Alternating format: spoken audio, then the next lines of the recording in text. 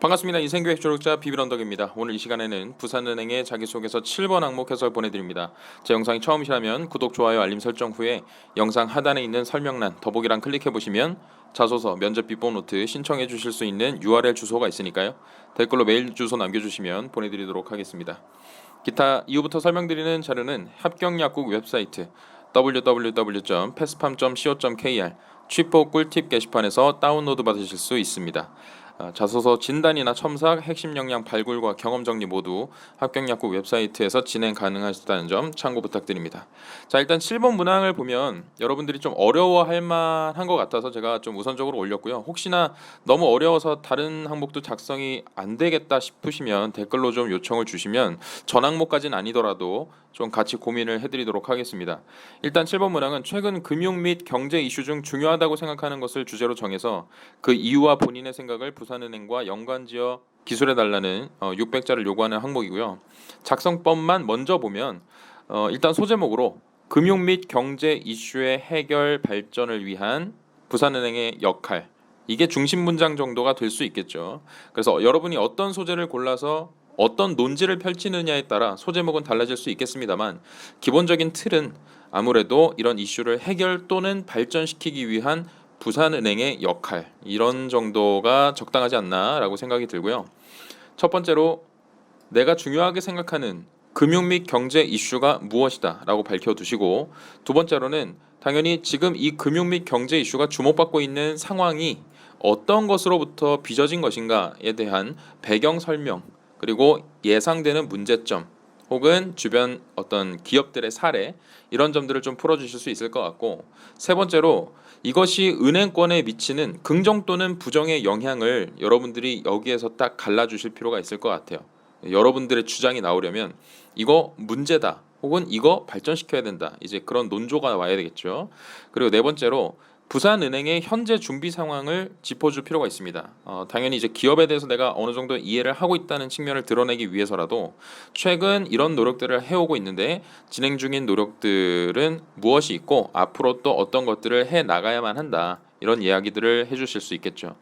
그리고 다섯 번째로 고객에게 그렇게 해서 궁극적으로 제공해야 하는 가치나 서비스는 어떤 것인가, 여기가 이제 나의 주장의 결론점이 될 것이고, 여섯 번째로 빼놓지 않고 쓰셨으면 좋겠다고 개인적으로 생각하는 건 입사 후에 저의 역할, 나의 역할과 기대되는 나의 행보, 이런 점들을 밝혀주시면서 입사 후 포부와 같은 항목으로 마무리를 좀 지어주시면 어떨까 싶습니다.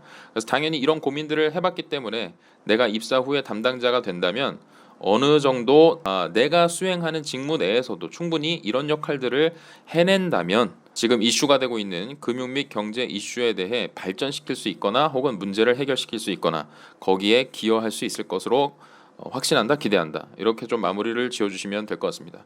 그래서 과연 어떤 이슈를 결정을 해야 되는 것인가에 대해서 아마도 제 설명을 들으시면 이거 너무 뻔한 거 아닌가라는 생각이 드실 수도 있겠지만 저는 두 가지 정도를 꼽아보고 싶어요. 첫 번째로는 최근 금융 및 경제 이슈로서 비대면 금융 거래 확산과 금융권의 대응이라는 주제를 가지고 여러분들이 주장을 펼치시는 방안이 있을 거라고 생각을 합니다. 그래서 배경은 당연히 코로나19가 나와야 되지 않을까라고 생각이 드시겠지만 저는 여기에 여러분들이 코로나19 때문에 지금 비대면 금융 거래가 확산이 됐다라는 주장은 굉장히 아마추어틱한 거다라고 좀 말씀을 드리고 싶어요. 코로나19 상황은 애초부터 시행되고 있던, 애초부터 움직임이 활발했던 비대면 금융거래 서비스를 촉진시킨 촉매제와 같은 역할을 한 것뿐입니다. 그래서 코로나19 자체가 비대면 금융거래 확산의 주요한 원인이다라는 식으로 배경 설명을 해버리시면 안 된다는 걸 좀 알려드리고 싶고, 두 번째로 어쨌든 온라인과 모바일의 금융 서비스 니즈도 팽창했고 니즈도 확산되고 있고 당연히 공급자들도 많아지고 있는 상황입니다. 그래서 비대면 금융거래가 과연 안전한 것인가에 대한 의심이 있었으나 이번 코로나19 사태를 또 겪으면서 이런 과정 속에서 다른 대체 수단이 없다는 것도 알게 되었고, 실제로 해보니 그것이 안정적이다라는 것들을 사람들의 인식을 좀 확인을 시켜줬던 그런 계기가 되지 않았나라는 생각이 좀 듭니다. 그리고 코로나19 사태로 인해서 어쨌든 대면 영업 시장이 위축이 되었고 반강제적이라도 이용을 할 수밖에 없는 이용자들이 팽창했다. 이것은 부정할 수 없는 사실이죠.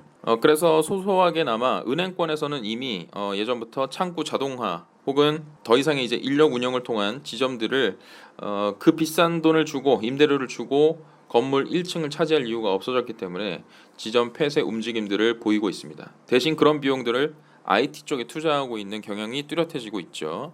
그리고 수천만 명에 달하는 이용자들의 각종 데이터까지 보유하고 있는 IT 기반 인터넷 플랫폼, 그래서 예를 들면 네이버나 카카오 이런 빅테크라고 불릴 수 있는 대형 정보통신 기업들이 금융업에 속속들이 진출을 하고 있는 또 부정적인 상황도 있습니다. 그래서 아마도 여러분께서 이거는 다 누구나가 다 쓸 수 있는 거 아닌가? 라고 생각하실 수도 있겠지만 본인께서 정말 중요하다고 생각되는 이슈라고 한다면 얼마든지 겹쳐도 저는 상관이 없다고 생각하고, 무엇보다 중요한 건 그래서 이런 배경을 둘러싼 가운데, 그런 환경 가운데서 과연 부산은행이 어떤 역할을 해야 될지에 대한 논지를 펼쳐내는 것, 주장을 펼쳐내는 방향성은 얼마든지 달라질 수 있다고 생각해요. 그래서 접근 방향이 달라지면 주제가 겹쳐도 저는 얼마든지 괜찮다라고 좀 주장하고 싶습니다. 두 번째 주제라고 한다면 4차 산업혁명과 디지털 트랜스포메이션, 이 현상 속에서 은행이 어떻게 대응할 것인가에 대한 주장을 펼쳐 나가시는 것도 좋겠죠. 그래서 이게 약간은 윗부분하고 살짝 겹치기도 해요. 어떻게 보면 4차 산업혁명 시대의 디지털 트랜스포메이션이라는 큰 카테고리 안에 비대면 금융거래 확산이라는 이슈도 섞여 있는 개념이니까, 하지만 따로 떼어서 설명할 수도 있을 것이다, 충분히. 그래서 예를 들면 빅데이터, 로봇, 블록체인, 클라우드, 인공지능, 사물인터넷, 가상 아니죠? 가상, 증강현실, 이런 것들이 4차 산업혁명의 대표 기술이라고 할 수 있는 그런 기술들이 다양하게 금융, IT 기술에 밀접한 영향을 미치고 있습니다. 그렇기 때문에 이런 기술들을 적극적으로 활용하는 방안들을 개발해내는 그런 핀테크 산업에 대한 육성과 투자 이슈가 크게 이제 대두가 될 수 있을 것이고, 지금처럼 어려운 상황 속에서 새로운 사업 영역을 펼쳐나가고자 하는 그런 꿈나무들이 제대로 꿈을 이루기 위해서는 활발한 투자 혹은 지원이 필요할 텐데, 그런 인프라나 교육, 컨설팅, 지금까지 부산은행이 쌓아온 노하우, 데이터 이런 것들을 제공함으로써 콜라보를 이룰 수 있다면 그런 점들도 충분히 얘기를 할 수 있겠죠.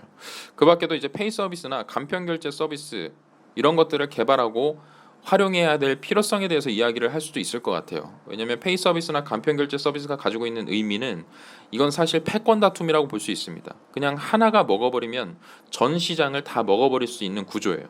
그래서 너도 나도 지금 다 뛰어들고 있는 겁니다. 네이버니 카카오니 삼성페이니 네이버페이니 이런 것들이 그렇게 앞다투어서 경쟁하고 있는 이유가 마주 잡고 나가는 1등만 살아남을 수 있는 구조기 때문에, 이거를 지배하지 못하면 이제는 끌려다닐 수밖에 없는 구조가 돼버리는 거죠. 단순히 페이 서비스, 간편 결제만이 아니라 종합금융 플랫폼으로의 어떤 도약을 이야기하실 수도 있을 것 같고, 그래서 여기까지는 주제로 생각해 볼 수 있는 두 가지와 이를 둘러싼 배경에 대해서 말씀을 드린 거고, 다시 한번 말씀드리지만 겹치는 주제라고 하더라도 주요 쟁점이 달라지면 얼마든지 차별화된 자소서가 될 수 있다고 생각합니다.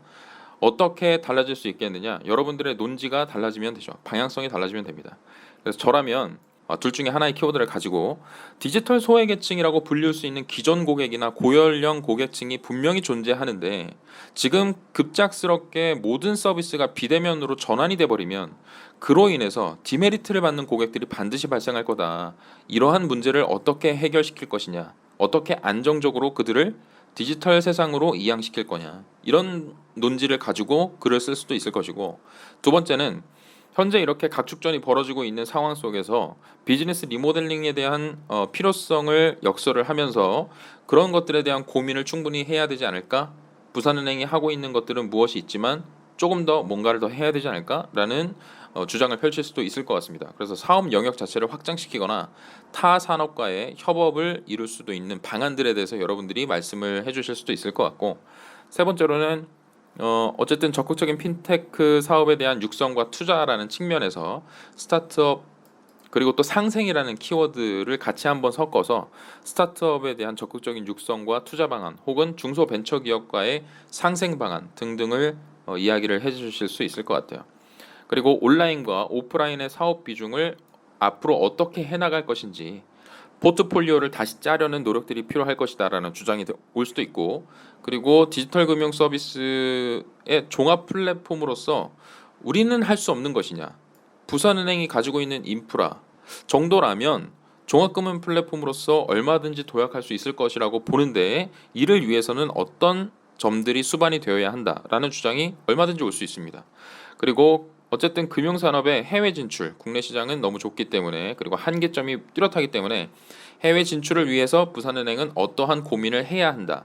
그러면서 뭐 해외의 사례를 벤치마킹하는 방법도 있을 것이고, 해외 선진 사례를 예시를 들어주면서 부산은행이 이런 점들은 차용할 부분은 좀 차용해서 발전시켜 나가는 것이 좋지 않겠느냐라는 논지를 펼쳐 나가실 수 있을 거라고 생각을 합니다. 그래서 이게 뭐 다른 기업들에서 보통 묻고 있는 사회적 이슈와는 또 결이 다르게 금융 및 경제 이슈, 그것을 반드시 부산은행과 연결 짓는 것이 핵심입니다. 제가 그래서 일일이 좀 유치해서 이렇게 뭐 검색 결과를 다 보여드리지는 않을 텐데, 저 같은 경우는 이 자료를 조사를 하면서 네이버에 이렇게 한번 검색을 해보는 거예요. 부산은행 비대면, 부산은행 피테크, 부산은행 스타트업, 이런 식으로 연관 키워드를 검색을 해가시면서 최근의 행보들을 언론 기사를 통해서 보실 필요가 있습니다. 그래서 이쪽에 이렇게 하고 있구나, 그런 점들을 그냥 알고 넘어가는 게 아니라 자소서에 쓰시는 거예요. 최근의 행보를 보니 이런 노력도 하고 있는데 좀 더 뭐 해야 돼, 그런 식으로 얼마든지 기술을 하실 수 있다. 그래서 너무 이 7번 항목을 막막하다고 생각하시기보다는 일단 굵직한 주제 속에서 나는 과연 어떤 물음을 던지고 그에 대해 부산은행에 어떤 이야기를 들려줘야 될까, 이런 점들을 좀 고민해 보실 필요가 있겠어요. 그래서 여기서 엄청나게 큰 변별력이 있을 거라고 저는 생각하진 않고, 기본적으로 금융권을 지원하는 사람으로서의 기본 소양, 그리고 사회적 이슈에 대한 고민, 그 중에서도 금융 및 경제 이슈에 대한 평소의 고민과 향후 임직원으로서의 자신의 역할에 대해, 자신의 직무 수행을 통해 무슨 일을 할 수 있는지에 대해 얼마나 고민해 보았는가, 이런 점들을 좀 보는 항목이 아닌가라는 생각이 듭니다. 그래서 만약 예를 들어서 디지털 소외계층이 있는데 이걸 어떻게 해결할 거야? 그런 가운데 나는 어떤 역할을 할 수 있을까? 고객을 내방하시는 고객들에게 임직원 입장에서 그들에게 조금 더 쉽게 비대면 서비스를 안내해드리고, 그들이 비대면 서비스에 익숙해지기 전까지는 내가 전담으로 업무를 처리하겠다라고 추가적인 안내를 한다. 그리고 나름대로 시각화된 그런 자료들을 축적을 해놨다가 고객 연령대에 맞게, 고객 니즈에 맞게 필요한 부분을 바로바로 설명해낼 수 있는 그런 자료들을 항상 구비해 두는 건 역시 내가 충분히 해낼 수 있는 역할이라고 생각한다. 그 정도의 이야기가 또 온다 그러면 결론 부분을 쓰실 때 전혀 문제가 없을 거다. 저는 그렇게 생각을 합니다. 네, 그래서 제가 이제 드렸던 가이드를 다시 한번 살펴보시면서 추가적으로 여러분들이 좀 자료를 찾으셔서 빠르게 작성하시고 퇴고 과정을 차라리 많이 고치시면서 논리적으로 빈약한 점이 없는가, 이거를 좀 끝까지 살펴보시고 제출하셨으면 좋겠습니다. 이상 마치겠습니다. 여러분 감사합니다. 할 수 있다잉.